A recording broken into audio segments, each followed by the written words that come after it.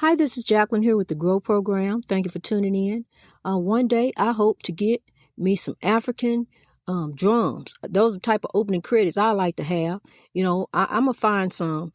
This podcast is just not getting going. It's only a month old, and it's doing well. It's being blessed by God, and so I'm very thankful. I want to talk to you this morning about a conversation I had with my doctor. And we were talking about my back injury that I suffered a couple years ago. And he was asking me about medication and taking medication and exercising. And I told him that, I don't want to be bombarded and all up under a bunch of medication. And I try to avoid a lot of that because I don't want to be addicted to nothing. And not only that, but people, we got to remember to keep that no matter what we do, we can't let nothing have control of us. And that's including pain. We cannot let pain control us. So what we got to do, is try to focus and keep going. Keep doing what's in front of us. Because when we stop doing what's in front of us, just like I told the doctor, when we stop doing that, we stop using it. When we stop using it, we start losing it. And then we start wasting away. And then we just start existing. I don't want to be that. I don't want to just exist. I got a purpose here, and I'm going to keep going. I'm going to keep going through the pain. I got to keep going. I can't give up, because when I give up, then I lose the battle. And I ain't going to lose the battle. I'm not going to die a rebel. I'm going to die a queen. When I leave here, I'm going to get my glory, because God judges the heart. And my heart going to always be right, so I'm going to always do myself right.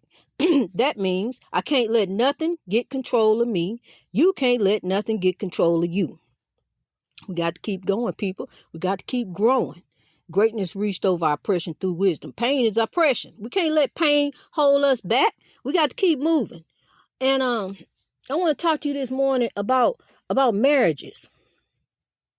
I remember a time when marriage was a sacred union.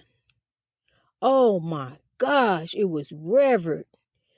I mean, people really looked up to a married couple, looked up to them and looked to them in reverence, in high honor. You respected that. That's a line you didn't cross. Oh, you married? Oh, no. Now, you still got some people like that, and you still got some people who not like that. People do not honor marriage anymore, even when it come down to just trying to help your spouse with some information. They don't even want to help you there. No, I'm the wife or I'm the husband. Well, no, you nobody. We still got to get the information from this person. Well, this person can't even talk to you. This person is not available to talk to you. That's why I'm talking to you. I'm the spouse. I'm with this person. It's just, to me, it's not revered. It's not respected anymore. And it's really, really sad. I'm going to perform a wedding this afternoon, and I'm going to counsel these people before we get married, because see, I don't have time to waste. I don't. I'd rather be doing something constructive with the Grow Program or in my life, my purpose, what I'm here for, than to be wasting time. So when we join together, this is very serious to me, because I'm joining you together under God and the ancestors. And I'm asking them to bless you, to bless this union. What he has created, what he has manifested here before us, right before our very eyes. These two have overcome all types of obstacles, to be together.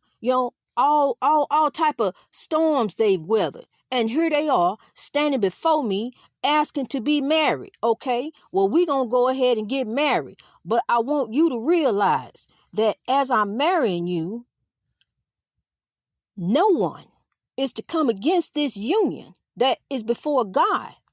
Not even you. You are not to speak against one another in a manner that is against this marriage, because this is sacred. This is a sacred union. And where God is joined two together, no man should come asunder. So this marriage is off limits. And that's how all marriages should be. And I wish people would begin to respect that again. Begin to respect a marriage. Because these two people are together for a reason. They are bound and they are one. So no one should come between that. Now I'm gonna tell you something. This is where I kind of differ it a little bit. When you two people have decided we're not gonna be married anymore, they heart ain't in it. Her heart ain't in it. His heart ain't in it. He done went and filed divorce papers and he say, I'm through. And he done moved on. It's over with. Okay, so what are you still fighting for? He done said what he want to do. So what you got to do is get yourself together, pick yourself up, and realize that what you thought was there is not there anymore. And it's time to move on, sweetheart. You need to pick yourself up. Pick yourself up by your big girl pants. And we're going to move on. However way we got to move on, we're going to move on. See, we're going to leave him alone. We're not going to go over there and we're not going to bust our windows. We ain't finna slash no tires. We're not finna put no sugar in no tank. We're going to leave this man alone and we're going to move on with our life. Now, I know, you need to reach back and find some of your old friends that you let go of because of him. Or you decide to not talk to anymore. Reach back and try to ask for forgiveness. Try to ask people to let you back in their life. Or, vice versa. However way you got to do it. You got to get over some things and you got to forgive. You got to move past that. And sweetheart, you can do it. I'm telling you, you can let go. We need to move on. Because see, if you go do some other different things, slashing tires and busting windows. If you want, you can listen to the Sullivan Girl if you want to. You're going to go to jail. You're going to be oppressed. You're going to be behind bars. You're going to miss your job. You're going to miss your kids. So don't think about what you're doing. Don't even take that drink if it's going to make you go there. Because most time when you start drinking, it make you do stinking thinking. So don't even take that drink. Go do something positive. Go over your mama house, sit and talk to her, and go do something positive. Go listen to the Grow program. That's positive. All right. Well, I'm going to go and keep this short.